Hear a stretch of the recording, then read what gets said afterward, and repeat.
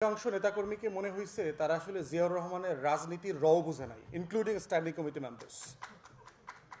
জিয়াউর রহমানের রাজনীতি করে আপনাদের একটা স্লোগান আছে না, এক জিয়া লোকান্তরে, আপনারা দেন না প্রতিদিন? লক্ষ জিয়া, রিয়েলি দ্বিতীয় আর একটা জিয়ার নখের লোক একটা তৈরি হয়েছে আপনাদের দলে? তাহলে এই স্লোগানটা কেন দেন আপনারা? একটা মিথ্যা স্লোগান না যারা এই রাজনীতিটা করেন? আমরা যারা জিয়াউর রহমানকে নিয়ে পড়াশোনা করেছি, আমি তো জিয়ার রাজনীতি করি নাই, কিন্তু আপনারা যারা জিয়ার রাজনীতি করেন, আপনারা যে বলছেন লক্ষ জিয়া লোকান্তরে, কই আসলে জিয়া কোথায়? জিয়া কি চুরি চামারি টাইপের লোক ছিল? লুটপাট বাটপারি করাপশন এই টাইপের লোক ছিল?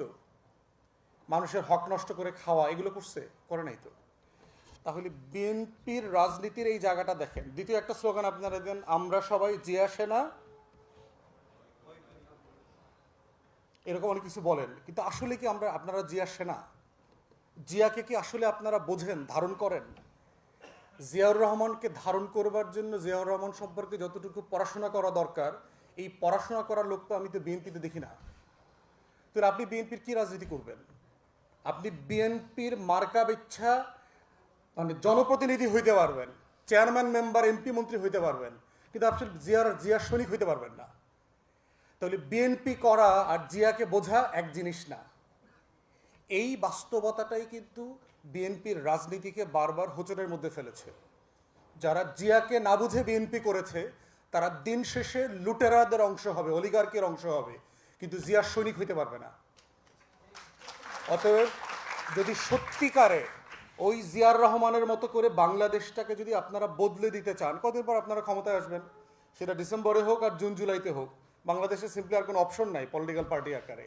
আপনারা কদিন পরে ক্ষমতায় আসবেন, দেশ জিয়ার মতো চালানোর মতো লোক তো আমি দেখি না। তো বিএনপির এমপি মন্ত্রী যারা হবেন, আমি তো অলমোস্ট সবাইকে চিনি। আপনাদের ক্যাবিনেটে যারা 30-50 জন মন্ত্রী হবেন, আমি তো সবাইকে চিনি মোটামুটি। আমি জিয়াউর রহমানের ক্যাবিনেটকেও চিনি। বাংলাদেশের পার্লামেন্টারি হিস্ট্রি পড়েছে, এবং ৭৯-র পার্লামেন্ট যদি আপনারা দেখেন, জিয়াউর রহমানের ৭৯-র পার্লামেন্ট হচ্ছে বাংলাদেশের ইতিহাসে বেস্ট এভার ইলেক্টেড পার্লামেন্ট। এই পার্লামেন্টে দেখেন আন্ডারগ্রাউন্ড পলিটিক্স করছে, নকশালি অস্ত্রধারী রাজনীতিবিদ করেছে। তোহার মতো লোকদেরকে এমপি বানায় নিয়ে আসছে না? তোহার রাজনীতি কি জিয়াউর রহমানের রাজনীতি?